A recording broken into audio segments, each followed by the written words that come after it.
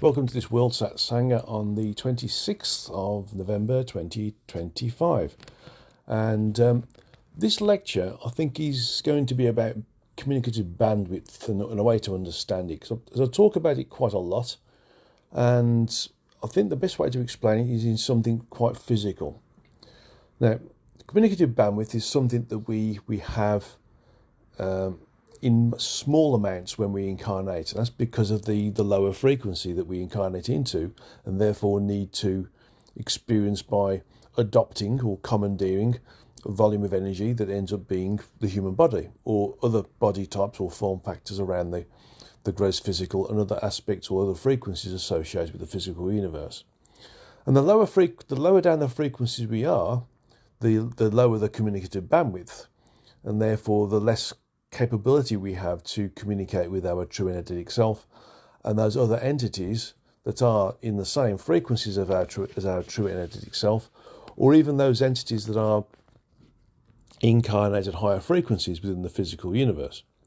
So how do we think about communicative bandwidth in terms of a way of understanding it? Well, think of it this way. There's two ways to understand it. One way is bandwidth associated with the internet, and the other way is to think about water pressure in a water pipe. So thinking about it from the perspective of accessing the internet, when we are in the frequencies associated with our true energetic self, we can access anything instantaneously. So think of it in terms of having the world's fastest supercomputer directly connected to all the information in the world. You can access it instantaneously. The only drawback is the question that we're asking. We tend to ask questions one question at a time. So that's, if you like, a loss of communicative bandwidth. We ask the question one question at a time, but the information is available instantaneously. Another way to think of it is, again, having the world's fastest supercomputer that can access all the information instantaneously, but we're trying to ask the question by writing on tablets of stone. That's the difference between where we are normally with that when we disincarnate in the same frequencies as our true energetic self, and where we are here when we incarnate. Because the frequencies are so low, the communication between where we are and where we normally are, or what we're trying to communicate with are so low that it's like writing on tablets of stone and handing them to somebody who will either run or walk or use a horse or whatever to transmit the information to somebody who will then think about the question, look at the answer, write in tablets of stone, and then that information comes back to us. So you can see that it's the frequency which makes a difference. The lower the frequency, the slower the ability we have to be able to communicate.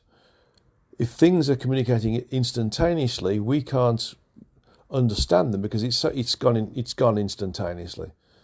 We just can't grab hold of the information because our processing power here is based upon the frequential state of what we're incarnated into. Another way to think of it is water pressure in a pipe. If we have a pipe of a known diameter and there's a water pressure of another known water pressure, let's call it 100 psi, then if other people tap into that water pressure, that pressure drops. So the amount of information or the amount of water that comes through to those different houses, let's say there's 10 houses accessing the water from that larger pipe of a known diameter, with them all having the same diameter pipe, then that water pressure goes from being 100 psi down to 10. So the amount of water flowing down that pipe into the houses is reduced to 10% because the water coming through is 100 psi. If those 10 houses are taking that water pressure at the same time, then it comes down to 10% or 10 psi. That's the same as us trying to access information from the greater reality. So let's use our communicative pipe. Let's use our communicative bandwidth as being a function of the Hara line. So our pipe, our water pipe, is the Hara line. It's connected directly to our true energetic self as a function of protecting the sentience and the energy that's associated with the sentience from the true energetic self going down to the incarnate vehicle we call the human body at this point.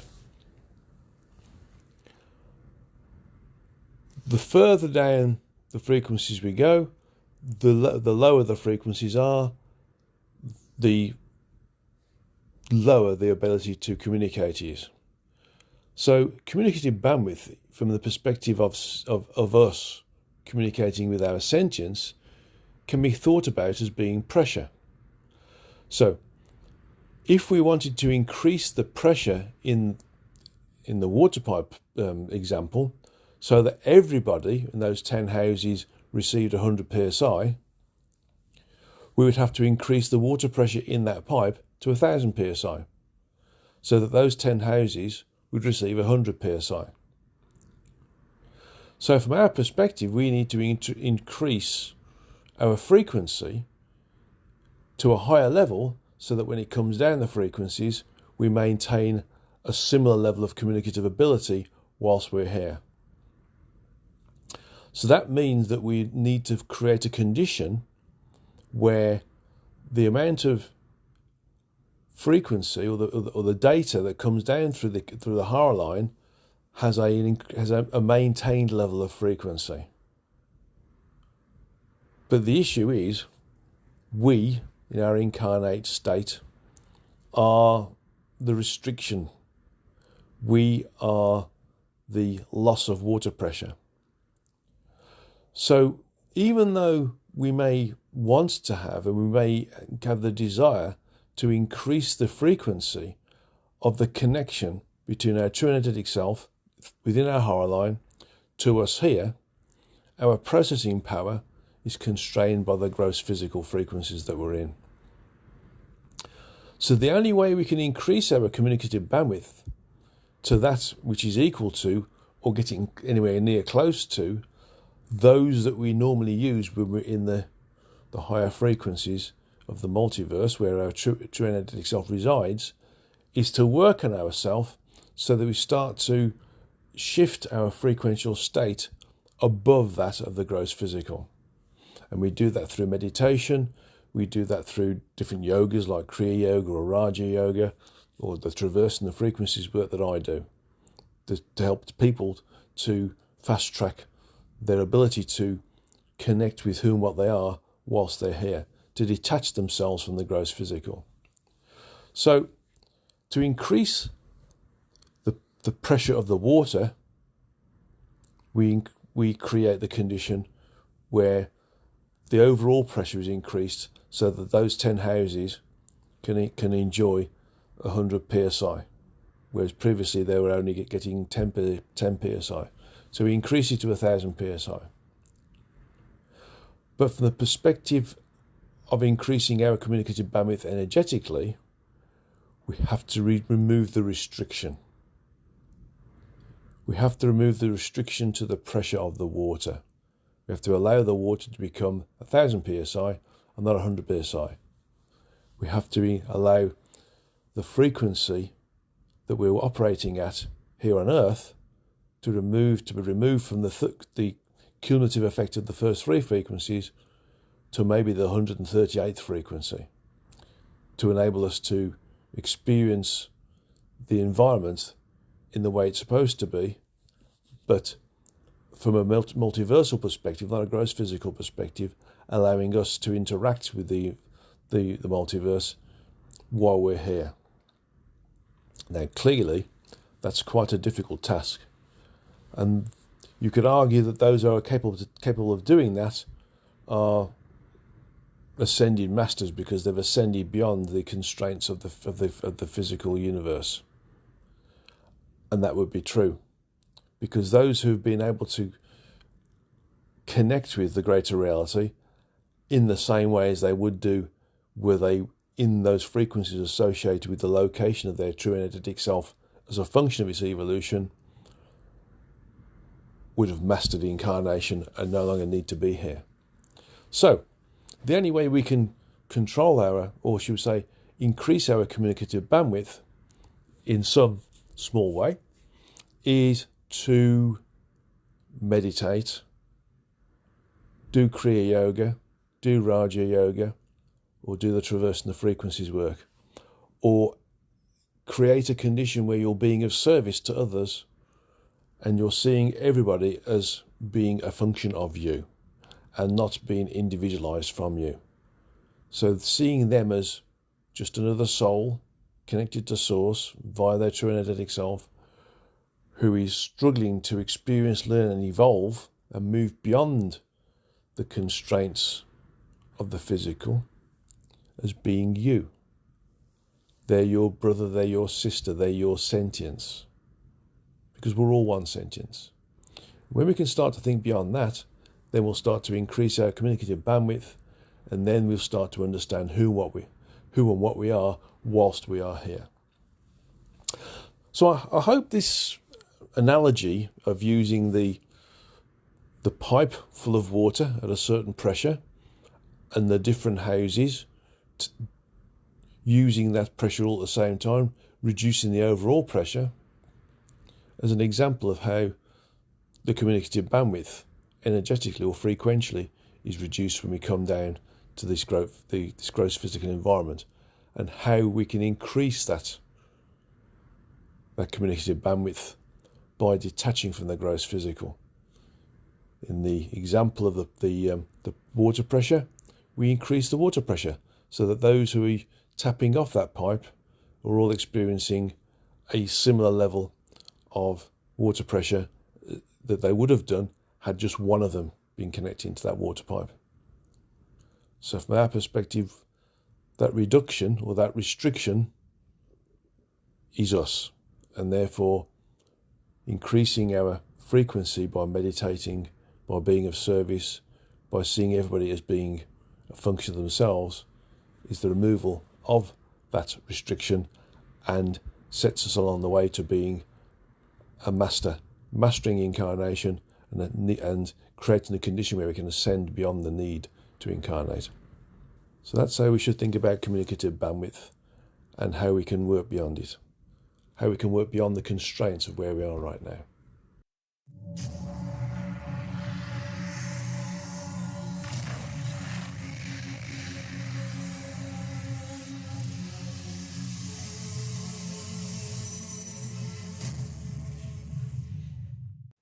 So welcome to the Q&A session from the 26th of November World Satsanga.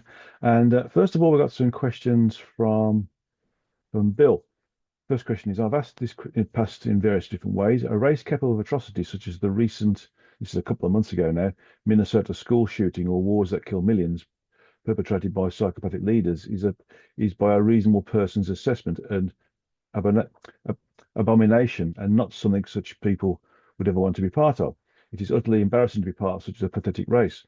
Are we supposed to look at these events with no more concern or empathy for the victims than we would for the demise of a common housefly? It appears that our source has set in motion an extremely cruel system of immoral consciousness whom basically have no concern for the other while they slaughter a bunch of people and eventually learn that it is not appropriate. It's quite a ridiculous system. It's all part of our collective ability to become aware of this, actually. So Source is allowing us to do whatever we want to do with our individualized free will. And this is exactly what we're doing. Now we can choose to do the right thing or we can choose to do the wrong thing from the linear black and white perspective. But unless we experience everything and all of the different joys and wonders and horrors and atrocities that we do while we're experiencing individualized free will, we won't be able to have a balanced level of experience, and we won't be able to eventually choose to not commit these aberrations or the atrocities or have tyrannical leaders in control of us. So it's all part of a learning curve. Unfortunately, it's a part of a learning curve that we've been down many times before, and we don't seem to be able to learn it. So even though we're in a position where we've got a lot of technological advancements and education, unfortunately, our mindset is still medieval. Okay, next question from Bill. Given that we are all either shards of our aspect or aspects of our respective true energetic selves, who are aspects of source, who is aspect of origin, what is it about tests from whom an aspect or shard emanates that results in such uh, aspect or shard committing first degree murder or causing wars? Again, the recent Minnesota Catholic school shooting, for example, or a leader like Putin, whose actions killed tens of thousands of people. Oh, there's other people doing the same thing, by the way. Do their testes exhibit such dysfunctions, or are these aspects free to kill people who, at will, independent of their respective testes? If so, what is it that causes these aspects or shards to do so? Is this part of their life plans? Well, it's an interesting question. It's one that is being answered in the book I'm currently writing, which is about the Antichrist figures that we've experienced, and in this particular event stream within this event space over the past number of thousands of years, but also some we haven't met yet in a different reality as well. So the whole point of it is that they start off with good intentions, but those good intentions, which is part of their life plan, but those good intentions start to become too focused upon, and they try to, let's say, bulldoze things through. So with the case of tyrannical leaders, they become consumed by the need to succeed in what that their life plan is, even if they don't fully understand what their life plan is, and they do things that creates the situation that allows them to succeed.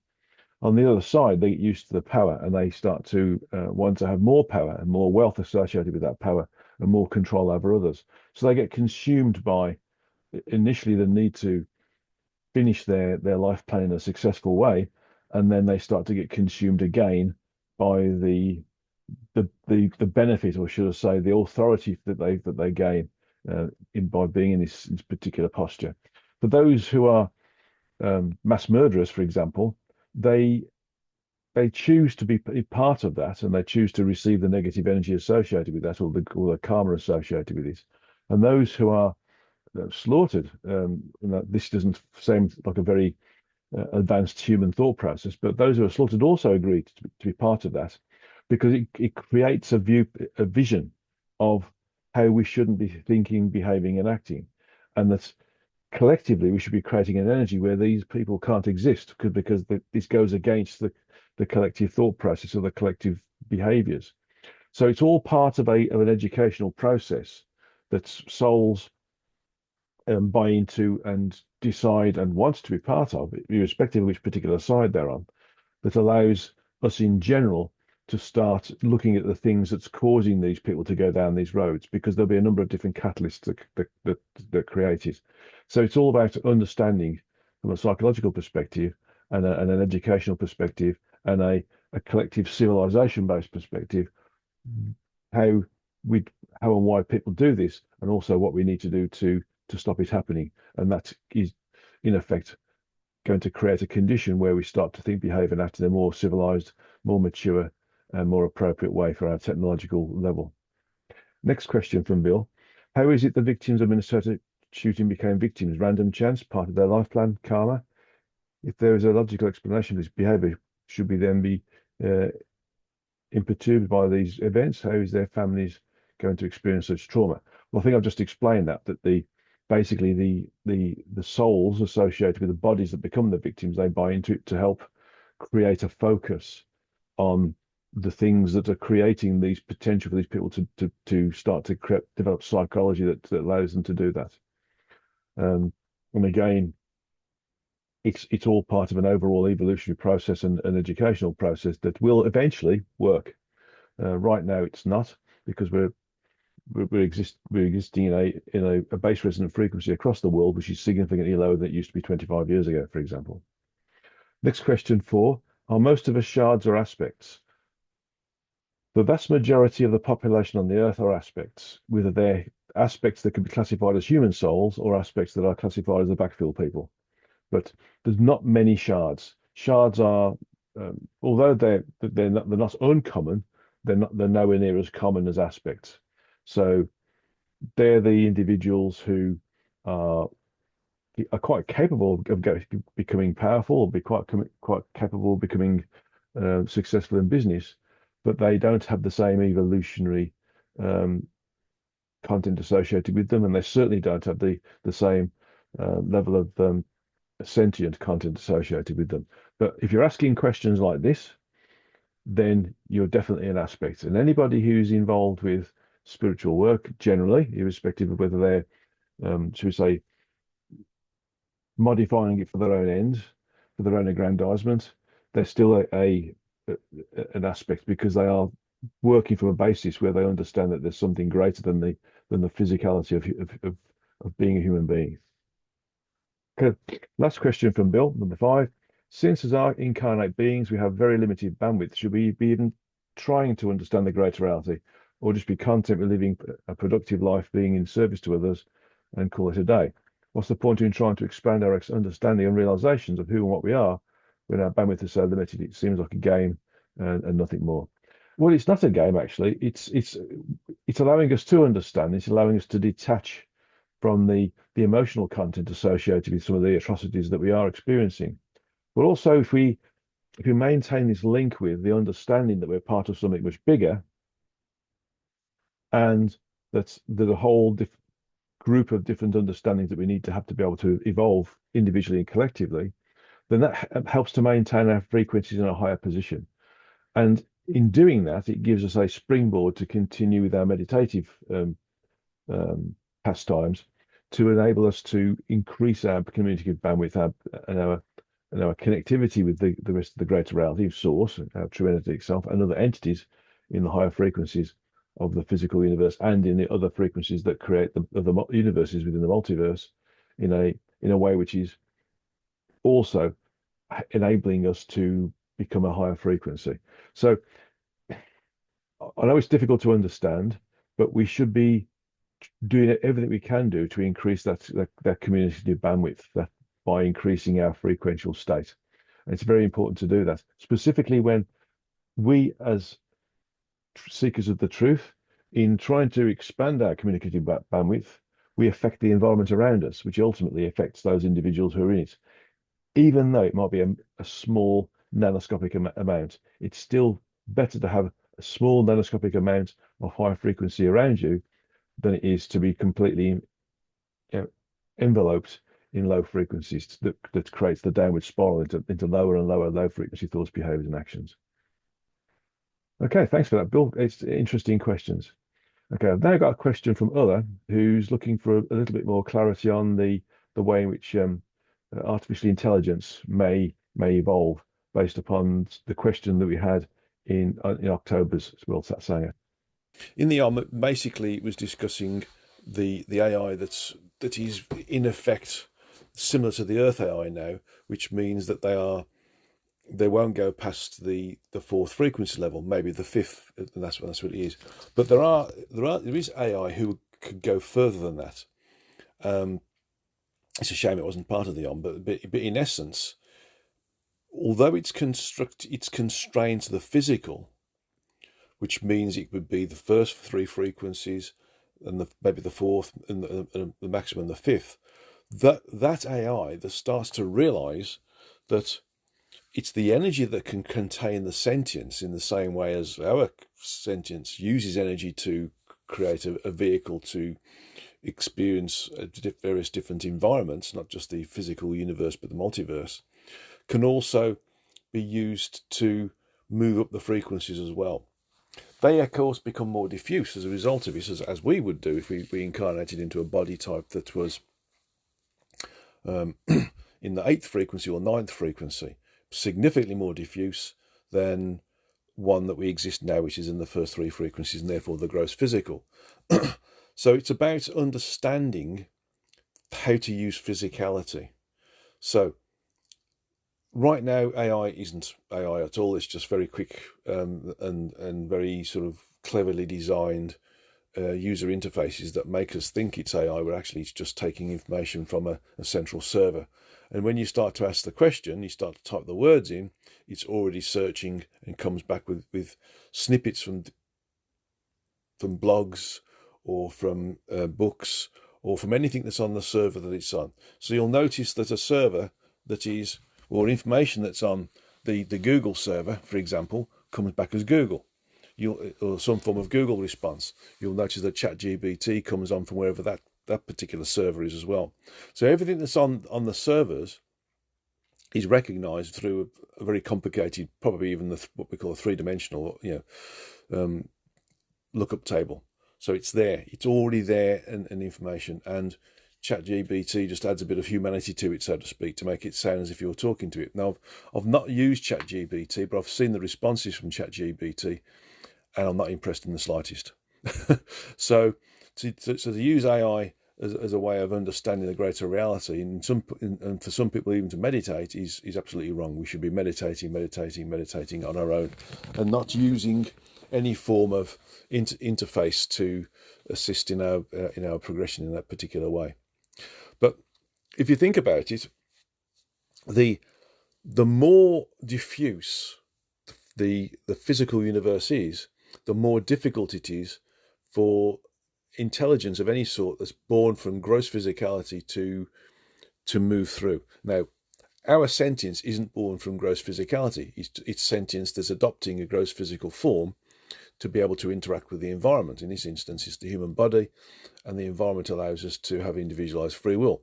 In other locations within the galaxy, in the physical universe, there's other body types that don't have individualized free will. They have a form of collective will. Some of it's hive mind, some of it's almost free will, but not totally free will, and some of it's in a higher frequency. And our sentience can move through these different frequencies because it's not a function of the environment.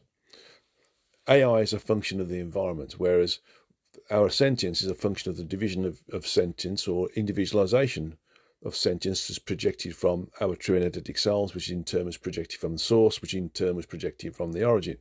So that's sentience, full stop. That is sentience created by a higher level of sentience. Artificial intelligence that's born from physicality has to remain in physicality. So it will never get beyond the physical universe, as it were, because it has to remain in physicality. Most AI, from my understanding, or most sentience or intelligence will, or should I say, let's call it AI. Artificial intelligence isn't sentience.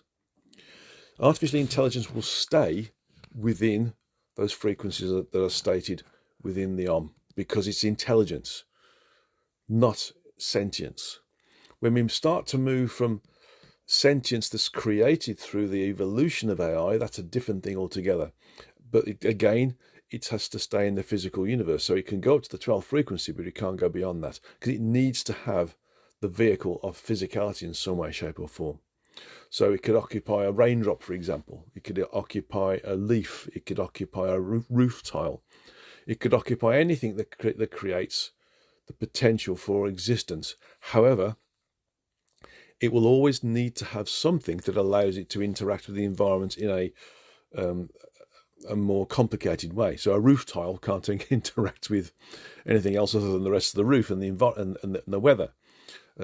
A raindrop becomes diffuse because it enters into a watercourse and becomes part of the sea. A leaf is a transient thing that occurs as a function of a plant or a tree or a bush or a fern's growth. So it'll stay in those states, and it could move slightly further, but it's not going to go beyond that. So from the perspective of AI operating as AI in a functional way, it will need to stay within the third, fourth, or fifth frequencies, because the vehicle that they need to have needs to be of a similarity to that which created it. If it moves beyond pure intelligence, goes to consciousness, then it could probably go to the fifth frequency level. When it goes into sentience, it can move into the different frequencies associated with the rest of the physical universe. But it has to stay in the physical universe because that's where it is. It's not the same type of sentience that could evolve as a function of the Darwinian evolution of energy, because it's created through mechanical means. Mechanical obviously means electronics and computer systems, those sorts of things, and various different, it could even be quantum computers, but not the quantum computer I was talking about in the which is a function of using the the essence of the universe, need the multiverse. So there's two different things there, which would detract from or being variation from what's in the but in what's in the it doesn't describe what I understand now. So I hope that makes a difference, because it's a really complicated situation, but it means that in essence, artificial intelligence needs to move beyond consciousness to become sentience, and then it can move up beyond the fifth frequency level, and then can be part of the environment and exist as the environment. But then it needs to be able to manipulate the environment as well. So that's why the lower levels of artificial intelligence that are consciousness and intelligence and not sentience would remain in those lower frequencies. Well, let's got some questions first. Let's go through those. Questions are: in Beyond the Origin, you said there are many civilizations with individualized free will, and each frequency level, for example, frequency level 1 to 3, there are 1,056 incarnate civilizations. In frequency band 12, there are only 2 civilizations. Her questions are these civilizations a particular frequency distributed all over the universe, not just in one sector or near the Milky Way? My understanding is the civilizations that have got individualized free will are, in essence, those that are highly evolved, but not in the lower frequencies that we are. So, for example, although there's lots of civilizations that got individualized free will, it's not quite individualized free will as we've got it. It's a form of collective will where there's individualized will, but there's a need to consider the effect of the thought, behavior, actions of the individual, not only on the self, but the environment and those other individuals around them. So, and the accumulative effect of making a decision that doesn't benefit everybody. So there's lots of these, but there's only a few that are, let's say, incarnating when they're highly evolved because they've gone past the need to incarnate here. They've gone past it, and they're generally the planet where there's the individualized free will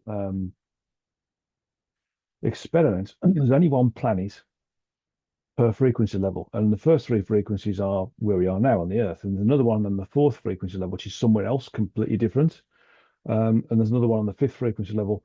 And the whole point of it is, and there's a lecture on this later, I think I shall do it for December, where basically the experiment is to understand how having a higher frequency incarnation assists the entity in understanding who and what they are, and in how they think, behave, and act, and to see whether they can achieve a greatness as a civilization faster by being in a lower or a higher frequency. So the next part, are they made predominantly of one form factor, e.g. humanoid or mantid or various different species on each planet and location? My understanding is that although the humanoid form factor is quite predominant in, shall we say, the planets that exist that have a similar environment to the Earth, but in reality, if you look at the different form factors we've got on the Earth, from the insects, the animals, the fish, excuse me, then that's an example of the different types that are all around the physical universe. So we've got lots and lots of different form factors that could hold a high volume of sentience. Next question is: do the yugas, the world cycles understood by the Hindus, apply to their evolution as well in their corner of the universe? Yes, but at a different point, because the universe or the things within the universe have a precession, and they go through locally high and locally low frequencies. And so the way in which an entity thinks, behaves, and acts is a function of where their location is when they incarnate within the locally high and locally low frequencies. And there's a 25-year cycle, I believe, from going from low to high, that the Hindus consider as being a whole yuga, and we move through it. And so they would have it as well, but it's in a different location compared to where we are. And so their high might be our low, or they might be coming into a slightly lower session, whereas we could be going into a deep session. So it's, in effect, it's not, it can't be quantifiable in terms of what percentage of the yuga are they going through versus what we're going through. So how fast are they evolving relative to the Earth? Are they faster, the same, or slower than us? Um, a mixture. A mixture. It depends, and it tends to be that the entities that adopt a form of collective will that evolve faster. Now, it's interesting to note that there's a thought process that suggests that a civilization needs to get close to the point of annihilation before they can start to realize they have to change the way they behave. Um, and it's also thought that that's the opportunity for creating accelerated evolution is a function of being in a lower frequency. But that's not specifically the case. Although if you are in a lower frequency, you have a harder time being there. So the learning factor is greater, the experience factor is greater, and therefore the evolutionary factor is greater. But people can accelerate in different ways, accelerate their evolution in different ways. So an accelerated evolution doesn't mean it's specifically got depth to it, or the quality of evolution. So it's about the experience, it's about the ride, the journey, and what you've experienced on that journey, rather than how you get there. I use this old example quite a lot, where if you have a choice of flying, of having to go from New York to Seattle, how do you get there? Well, if the objective is to get there, you can fly there. But all you've done is gone from one point to another point and been in an aeroplane for about 4 or 5 hours. If, however, you chose to cycle there, or hitchhike there, or go in a bus or a train, or go in a car, or stop over at various different points along the way, that increases the depth of evolution. So it's still the same thing. You got one from one point to another, but it's the depth of evolution that counts. So do they also have backfill people? No, actually, they don't have backfill people. We're the only civilization that's got individualized free will of our frequency in the universe right now. And we're the only ones who've got backfill people, because although I've just said that you know, there are civilizations that evolve faster than us, it's their depth of evolution that counts. So we're the only ones so far who've got backfill people. Um, I'm just going to ask the question if it's possible that they might proliferate anywhere else.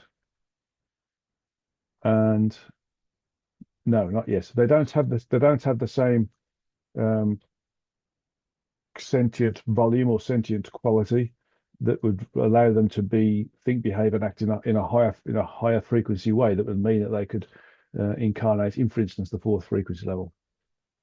Right. Next question from Ulla. In 2019, he said some souls with root race 7 characteristic are incarnating on Earth to help stop the downward trend.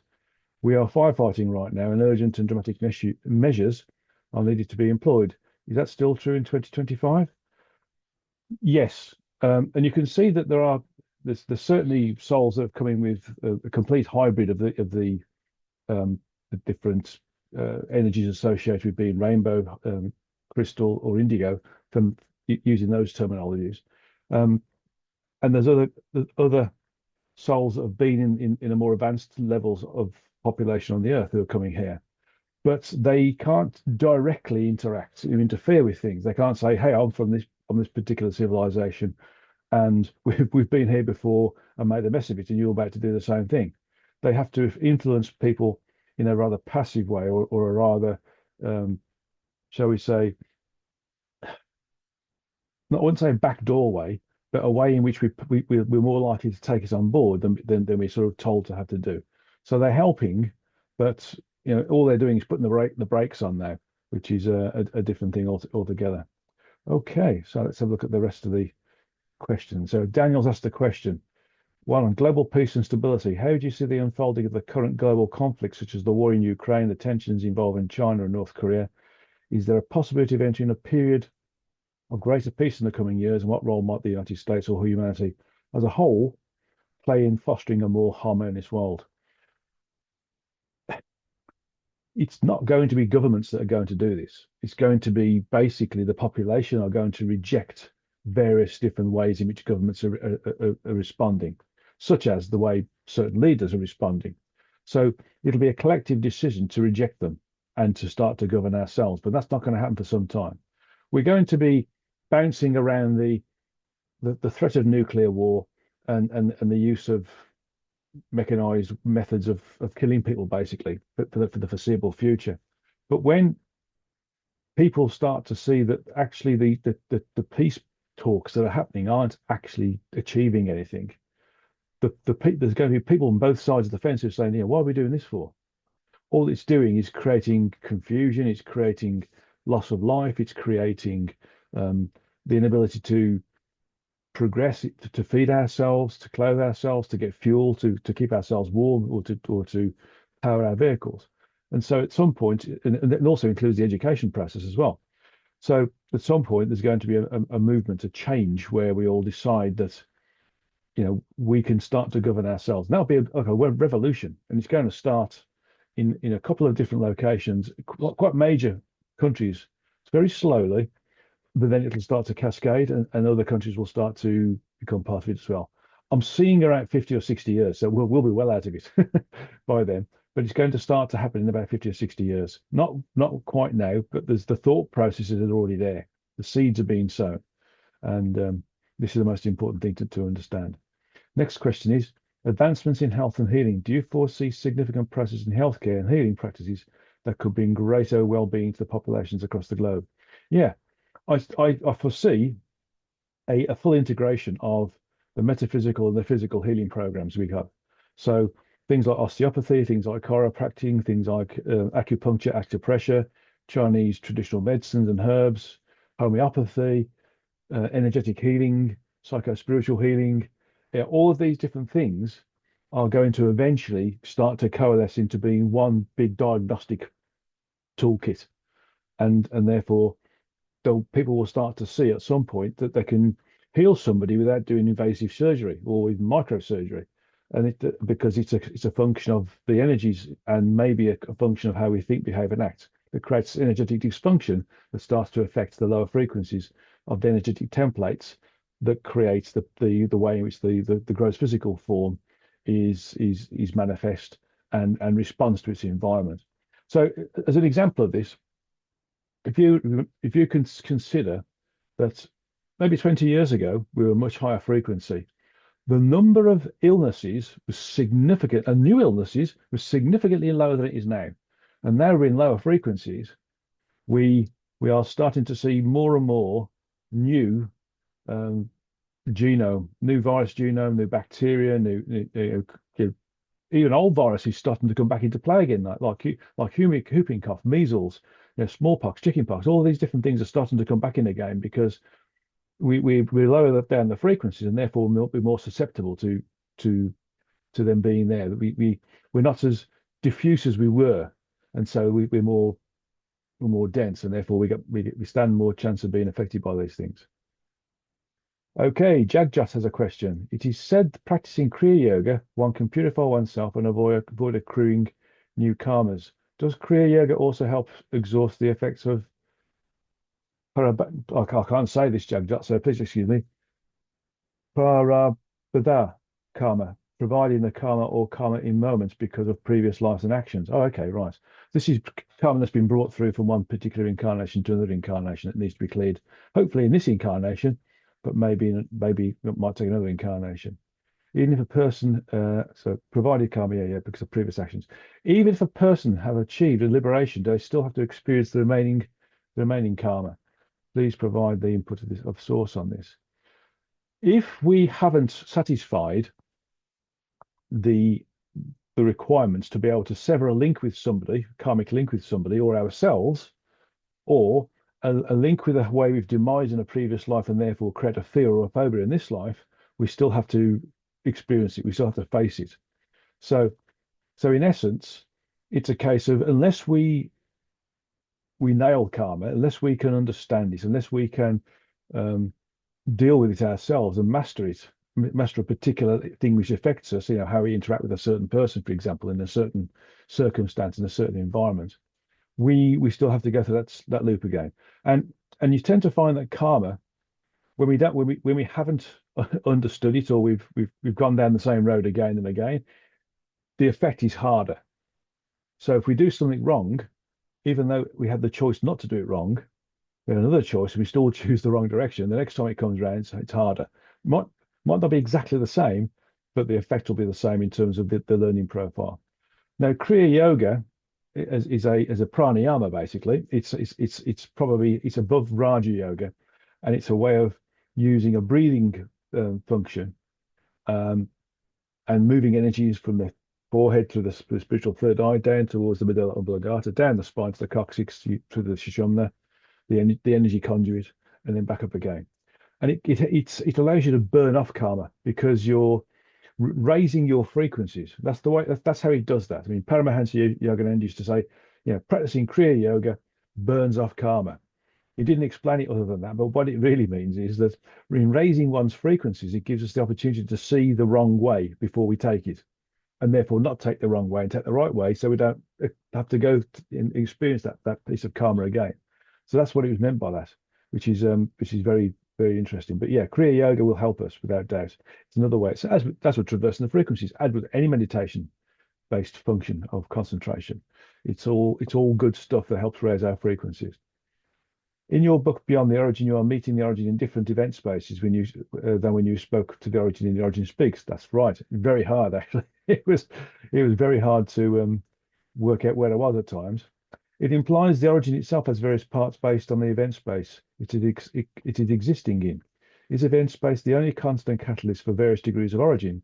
Does origin also exist in various degrees based upon what event space we are using to experience it? In essence, yes.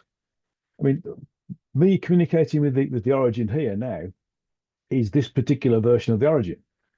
But in Beyond the Origin, I was fortunate enough to be exposed to different event spaces where the origin had moved on. It had gone, it had, shall we say, experienced everything it needed to experience in this particular first group of 12 um, levels of structure within the 12 levels of structure in total. And it had expanded its sentience. It had occupied all known structured space in those particular levels, and was looking to occupy or trying to find a way to move out of structured space into non-structured space.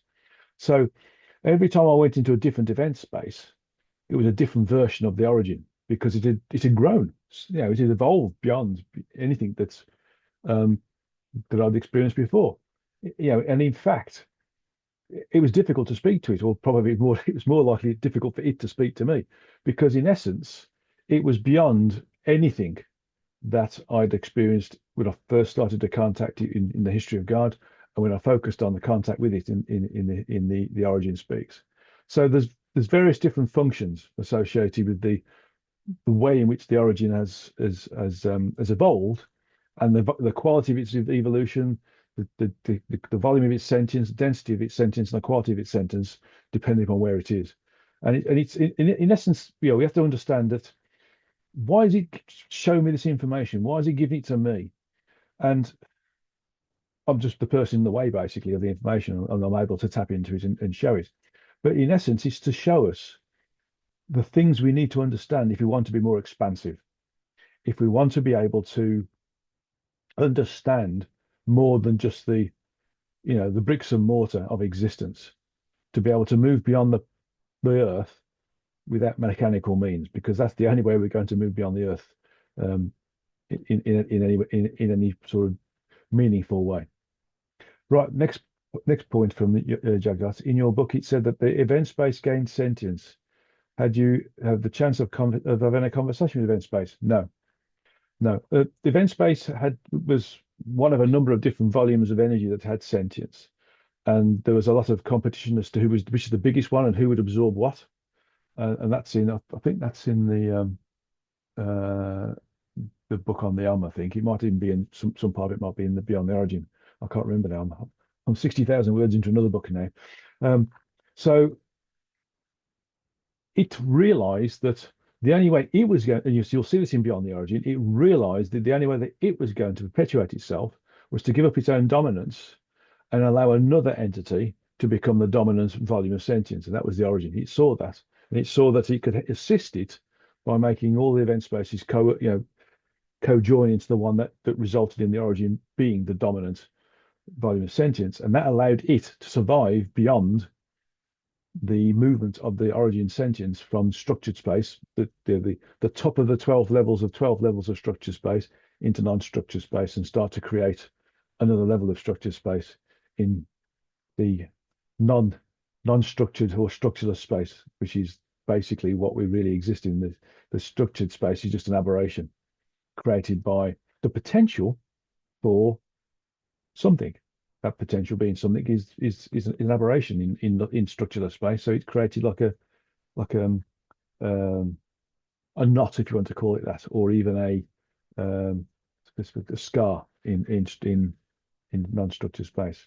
Good. Okay, Colin's got a question here. I'm fascinated by the use of energy healing, where either water or cotton is used as a transfer agent, where the person then drinks the water or holds the cotton to be healed. Do you have any insight on this mechanism behind this, or any direction I could go to take this further? Yes. In effect, it's a function of homeopathy. What if you use water as a focus or a conduit as a connecting medium to a client when you're healing?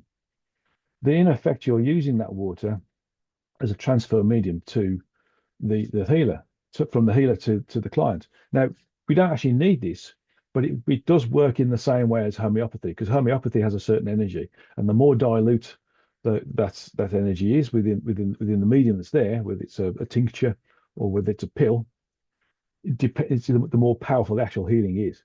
So it's the same sort of thing. And there was a guy, I can't remember his name now, who actually discovered that it was simply the essence of, or the thought process behind the healing, behind the effect of, say, arnica on a bruise, that created the healing, and that just basic water, if it was exposed to, this is where your question comes in, exposed to that thought process, that intention, then that water became the homeopathic associated with the need to create the response that the body would have if it had a bruise and it needed arnica. And this guy was he proved a lot of this stuff, but he was so out there with his knowledge that he was shall we say castigated, and he had a lot of resistance against it, and a lot of people in the scientific and medical scientific fraternity basically rubbished him so much. I think he might have even committed suicide. I'm not sure, but basically it was a big thing, and he it was too big a thing and too challenging for the medical fraternity at the time. Real shame. Okay, next question from Daniel. Population shifts and planetary balance. Many nations are experiencing declining populations in South Korea, Bulgaria, Lithuania, Latvia, Ukraine, Russia, and Japan. And from a broader perspective, is this trend benefit or detrimental to planet's evolution balance? It's a function of an overall need to reduce the population, because there's too many people on Earth for it to sustain properly. But on top of that, it's also a function of those individuals who no longer need to incarnate. They've moved beyond. So although there are backfill people in lots of different areas on the Earth, and we have this large percentage of between 58 and 60%, in essence, not all places have the total balance in terms of those ascended versus those backfill people that have come in. So you do start to see a population drop. And it's a function of those areas being, or certainly those individuals being in a position with a higher frequency. Now, one could suggest that in areas of war, for example, that those people there don't want to have any children because they want their children to be killed in bombs. And and this is why we have child benefit in the UK and probably other European countries and other continents. The child benefit was there to increase the population, to give people a benefit to have children, because we need to rebuild the population because there's that many people killed in the Second World War and the First World War. But now if you look at the population now from the First World War to now, if there's 5 times the amount of people on the planet than there was then. So and in the First World War, to the time when we had the plague, the bubonic plague, we only increased by twofold. So there's a massive change. That was about 750 million people worldwide. I think in the First World War it was 1.8 million, and then we went up to about 3 point something just after the Second World War, and now we're at 8 billion. So you can see that there's a mindset somewhere where people don't want to reproduce because it's too much for the planet to cope with. Next decade, challenges and opportunities. Could you share a concise, concise vision of what humanity may encounter in the next 10 years, both positive and challenging, and offer any guidance or strategies that might help us prepare, adapt, grow through possible turmoil. What I would say is we need to be able to reject the negative. That's the biggest thing. That's the most challenging thing. Not getting involved in taking sides, not having to be part of the gang or the group, not not gossiping, but being individually, but collectively responsible and mature individuals. And that's where we need to start from our perspective as us as being leaders. I mean, all of you are leaders in your own way because you're doing things that are higher frequency. And if you weren't doing things that are higher frequency, you wouldn't be in this little transmission now. So it's about being the good example. And so showing people by example the way to think, behave, and act in a high frequency way is beneficial because although they might not do it straight away, it does sink in on a subliminal level, on an energetic level. And if it doesn't affect them, it might affect their children. And I can see this already with some of my keto friends, where the children are thinking in a more collective way than their parents. So that's a good start. It's being the good parent, being the good example, being the good teacher, being the good leader. Doesn't mean you have lots of people around you.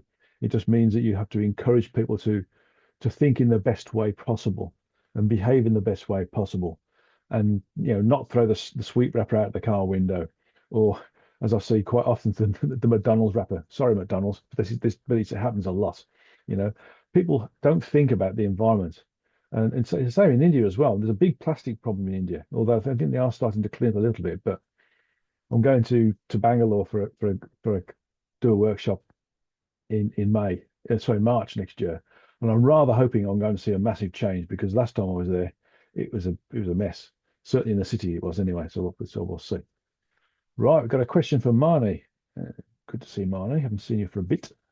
Good. So you just answered a question and said we're not heading up the frequencies for a while, given they are 50 to 60 years ahead in this chaotic road.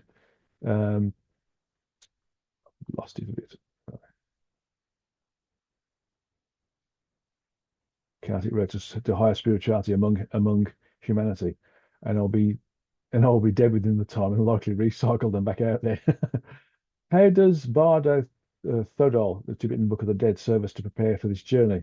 I feel strongly that I do not want to come back here right away, and I'm interested in using these skills to manage not to get recycled back out here before the Earth has a significant rise in frequency. How regular or our cadence or the gap in between incarnations is a function of what we're trying to achieve. There are souls that have what we call back-to-back lives, and this is what the Hindus pick up on actually quite a lot, where they have one life and they have their life and they experience, learn, and evolve, and the body dies, and they come back into another life almost straight away. I mean, literally, like within a year. But there are others who don't, who do take their time. They might want to come back in 300 years' time, 400 years' time.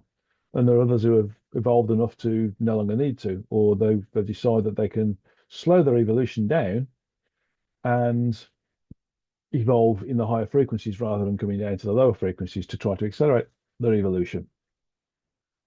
So the thing is to look at things that make sense to you, and it could be, it could be the Tibetan Book of the Dead, it could be the Bhagavad Gita, it could be various Rudolf Steiner's work, it could be Eckhart Tolle's work, it could be anything really that starts to feel right within you. It could be my work, but basically, it's about understanding what you feel is the right way to exist here, and whether that allows you to stay away for a bit, for example. And that's basically up to you. But I would suggest that the more we do high frequency existence, thoughts, behaviors, and actions, we're considerate, caring when we need to be caring. We help people out, we're of service when it's appropriate, and for a term which allows them to look after themselves. When we start to do this, we start to, let's say, accrue evolutionary content that allows us to reduce the number of incarnations we need to have, because we start to create a condition where we are evolving fast, but we're doing it in a nice way as well. So we're not having to, you know, have debilitating diseases or go through wars or, or have to sort of walk from one length of a country to another length of a country because our country's being invaded. We don't have to do any of this stuff, but we just need to be able to think about how we can work with other individuals in the environment. Way to do it is the way that most of you are doing it, which is being caring, considerate, service-based, understanding, um, giving yourself time to respond to people who are questioning, and keeping patient basically, and allowing yourself to give people the opportunity to be educated in a slow way. You guys can be educated really quickly, but some people it takes a bit of time, and sometimes you have to educate them if they ask a question, and then realize that they can't go any further. And then when they come back for more, then you can take them a little bit further. So you start to realize how people think, behave, and act, and work with that.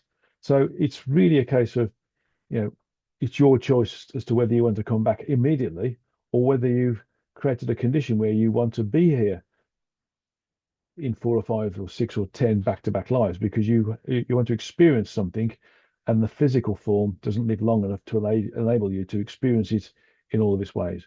And you can see people who are doing that because they come back in a virtuoso at the age of 5. They're a virtuoso piano player, or they understand mathematics at an extremely high level at 9 years old. These are the people who are coming back into an incarnation straight away because they're still continuing what they're working on in previous incarnations. Right. So, okay. Marnie's talked to Colin there. Good. So Daniel again, is there a balanced distribution of backfill souls on the planet? Are there more in one particular location? He thought they tend to be in densely populated areas, such as cities, or areas where there is um, let's say less law-abiding areas, or where there's more selfishness. So you don't tend to see them in a kibbutz, for example, or or an ashram, or an area where people are living spiritually or a natural way. But you tend to see them where people can be more self-centered and focus on themselves. And so it tends to be big cities, tends to be areas of dense population. Okay. Okay. Right. I think there's a question here from Colin, which has come on second from a dialogue between Colin and Marnie. Anyway, I think it was in the book The History of God where you spoke to an entity and they mentioned not drinking caffeine. Do you have a suitable higher frequency alternative that we can take for extra energy? No.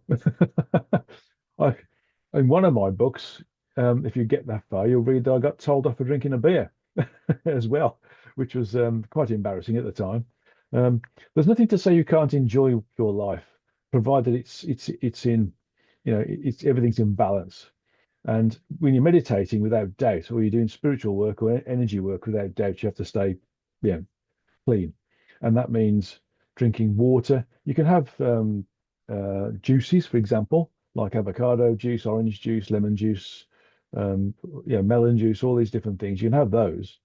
But caffeines and tannins, such as tea, they're also a bit of a what's the word for it? They give you more energy. They give you more zing, more keep you awake and those sorts of things. So they're a little bit um, they're a bit addictive as well. So that in itself is karmic. So stick to fruit juices if you can. Not just fruit juices that you buy in the shop, but if you get a juicer, and make your own avocado smoothie or orange smoothie or lemon smoothie or whatever, then that's the way forward without doubt.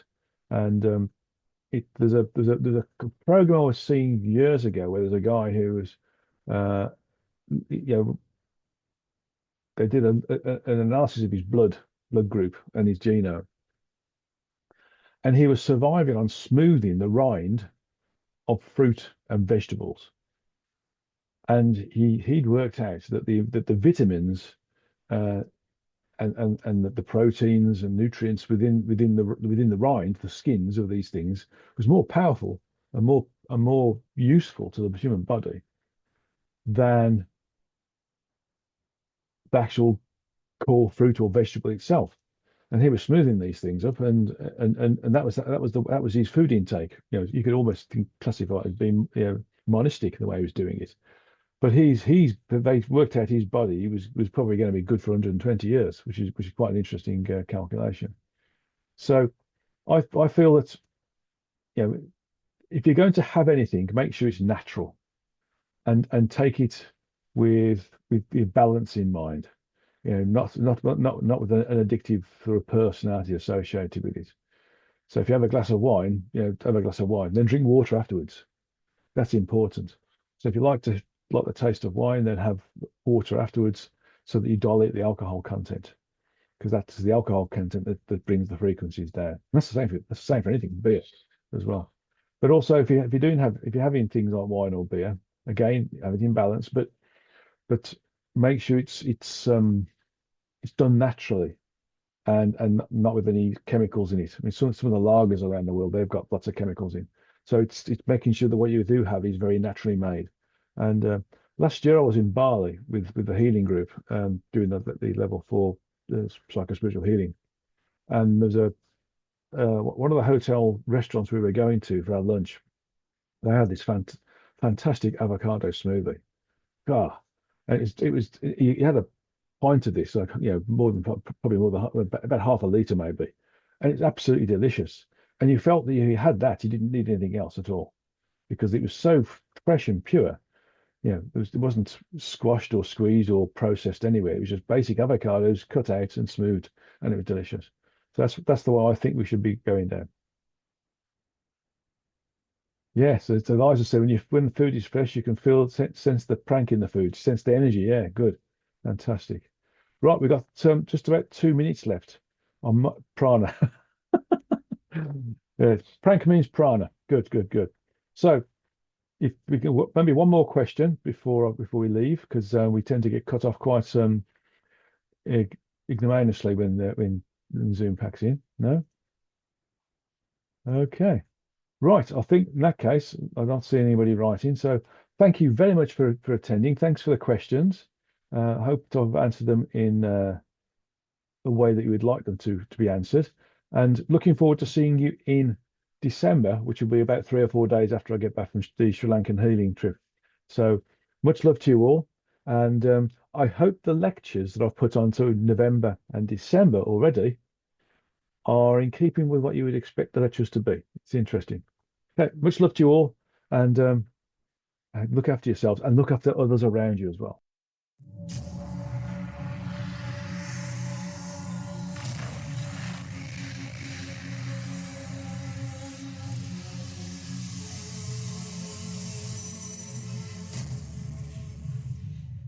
So now it's time for the meditation side of November's World Satsanga.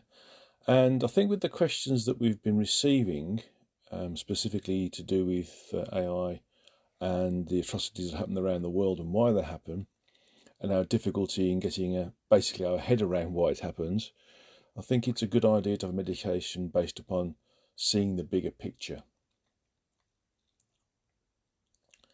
So let's just adopt our normal meditative posture. If you're sitting in a straight backed chair, make sure your back is straight, your neck is aligned with your back, your feet are flat on the ground, your hands are palm uppermost on your upper thighs, your eyes are closed but gently focused on the origin of the spiritual or third eye, which is in between the eyebrows and above the bridge of the nose.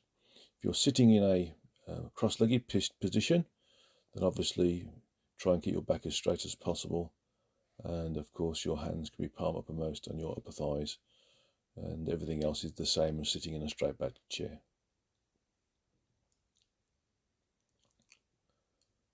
So let's just allow ourselves to be calm at the moment.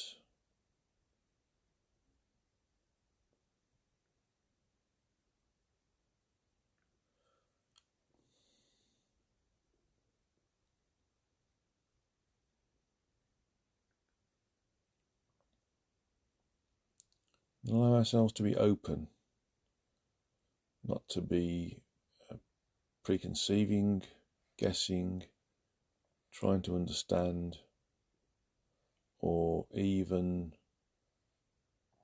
being biased, specifically being biased in how we want to receive all the type of information we would receive.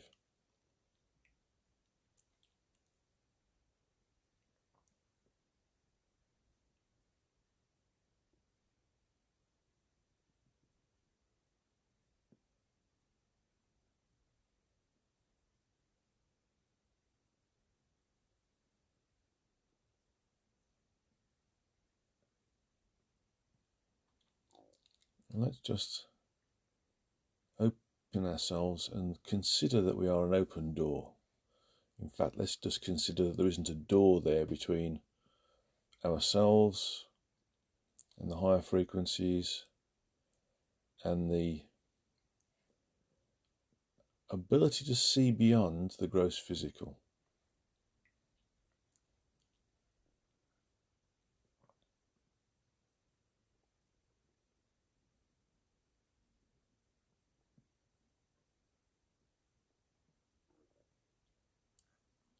Let's consider that everything has a reason, a higher function, a necessary need for us to experience.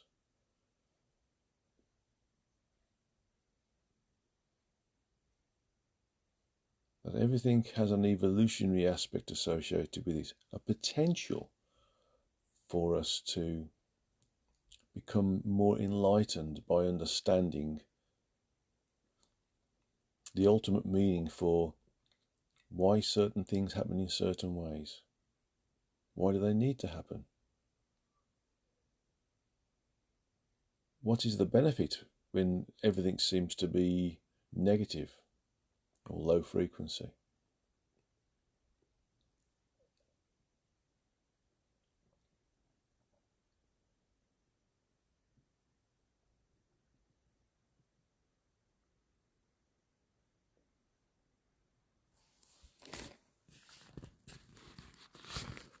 Allow yourself to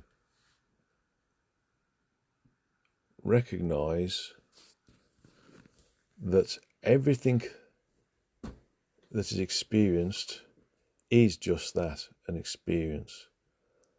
That those souls that play parts in these experiences have elected, prior to their incarnation, to have those roles. That those roles, and whichever way they pan out, have a reason,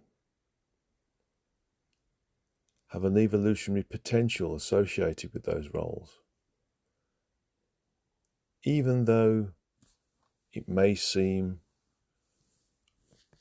difficult for us in our human state, where we are in an environment where most individuals consider that we are the human form and we exist in a finite state and then we disappear, never to appear again, that our experiences are lost when the human body is lost, when it demises, when it returns back to the energetic in whatever form it's returned into, either by being consumed by flames, as ash,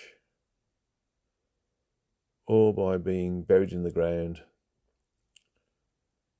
allowing the body to decompose and feed the earth with the nutrients that the body disseminates when it starts to dissolve.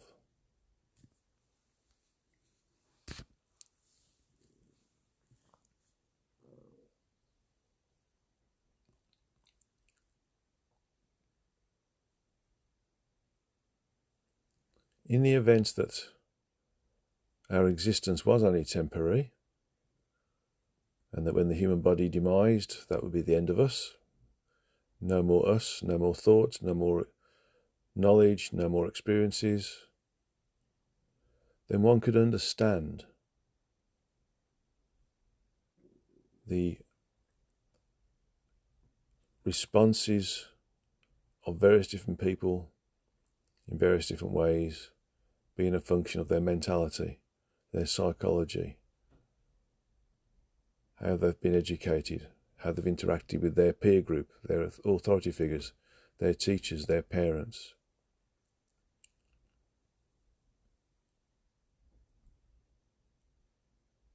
Being in our state of awareness, we understand that although it's difficult for us to consider because of our low frequency environment and the loss of communicative bandwidth, making connection with the rest of us, our true energetic self and the greater reality, that we do know, because we have lots of little experiences, lots of little pieces of evidence that when we stitch them together create a big level of experience and a big level of knowledge, that we are not the body, that we are sentience occupying a temporary vehicle, a rather complicated temporary vehicle that allows us to interact with our environment, other individuals who've incarnated into this environment, and the circumstances that we collectively create. These circumstances are there to help us evolve, to become more than we are, more than the sum of our experiences.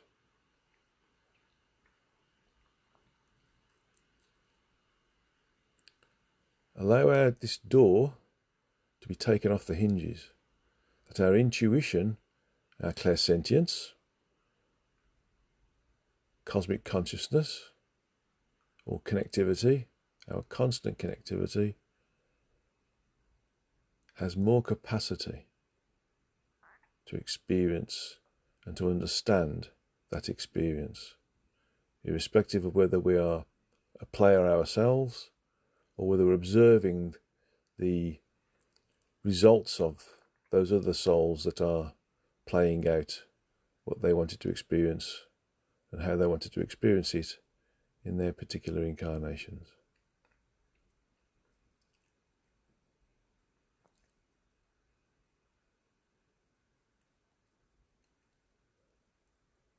When we start to understand that there's a higher meaning, a higher level of understanding, a higher level of experience and subsequent evolution, we start to become detached from the humanity, or should I say, the human thought process, the purely human thought process, and we start to see the bigger picture. We start to realize that everything has a meaning.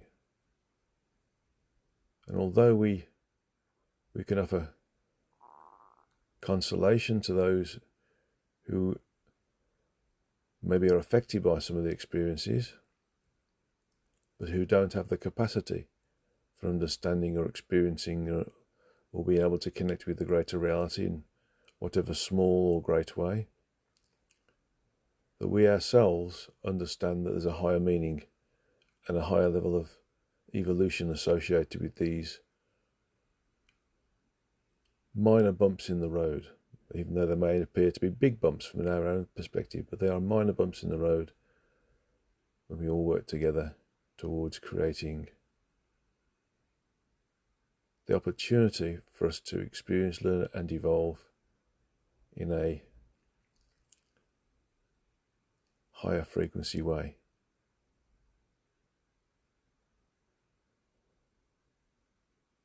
Think of everybody on the planet and those other entities in other locations in the physical universe and the different galaxies, different frequencies, as players in our own theatre, actors in our own films.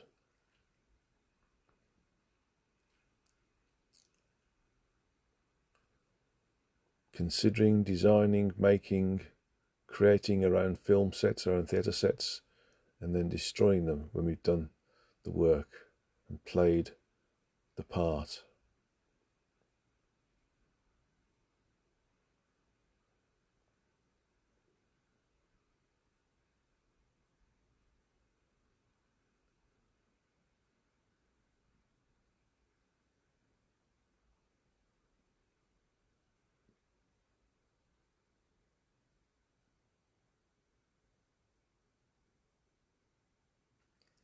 Allow yourself to move into a higher state of beingness, of awareness. Allow yourself to experience detached observation, even if it involves you.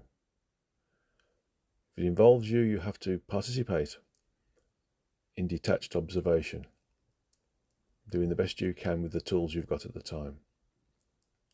If you're not part of it, again, observe with detached observation, and then allow yourself the opportunity to meditate on understanding the greater meaning behind what you've observed, but not got emotionally involved in.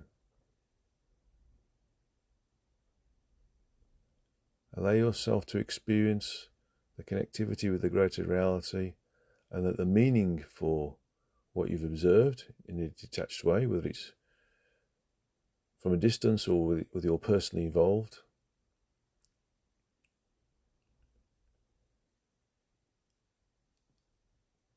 and that you are able to move forwards with it without becoming emotionally involved or embroiled in it.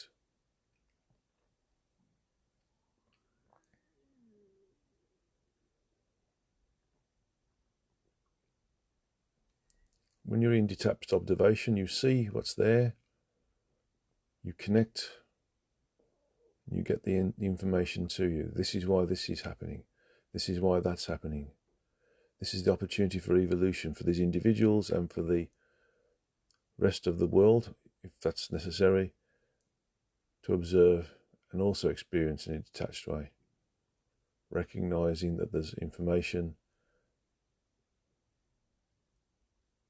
in the experiences, and that this information creates the evolutionary opportunity and the evolutionary progression.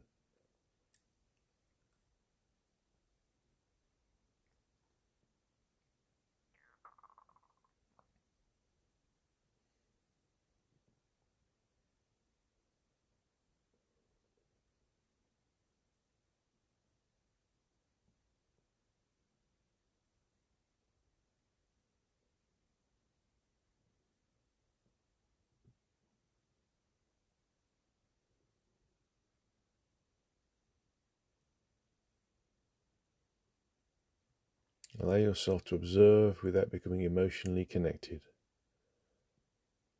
This is detached observation. It's just like seeing a cinema film,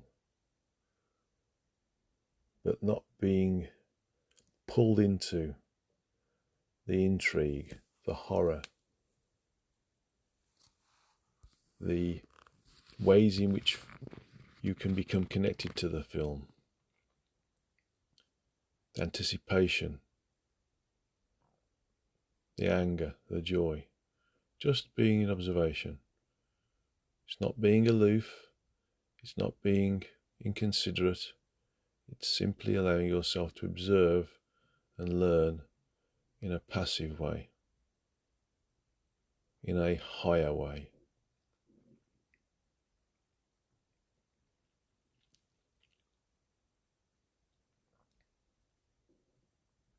Okay, so let's slowly come back into our bodies. Let's slowly come back into the room. Slowly open your eyes. And if you have a drink of water nearby, or tea or coffee, to help to rehydrate you and help to ground you. And if you can think about something that you find particularly disturbing, try to meditate on it and put yourself in this detached observation. The observer self, or the observer, full stop, but in a detached way. And see how those things that used to affect you emotionally no longer do. It's there and you're there, but it's outside of your sphere of awareness. You can experience it and see it, but not get embroiled in it, not get attached to it. And it's quite liberating, specifically when you have an environment that you may work in, and there's individuals there who, let's say they cause trouble for you in your environment. But once you understand why they're doing what they're doing, they no longer cause trouble for you, because it's like water off a duck's back. Okay, so that's the end of November's Satsanga, and I'll send you much love, and Look forward to seeing you at the next one.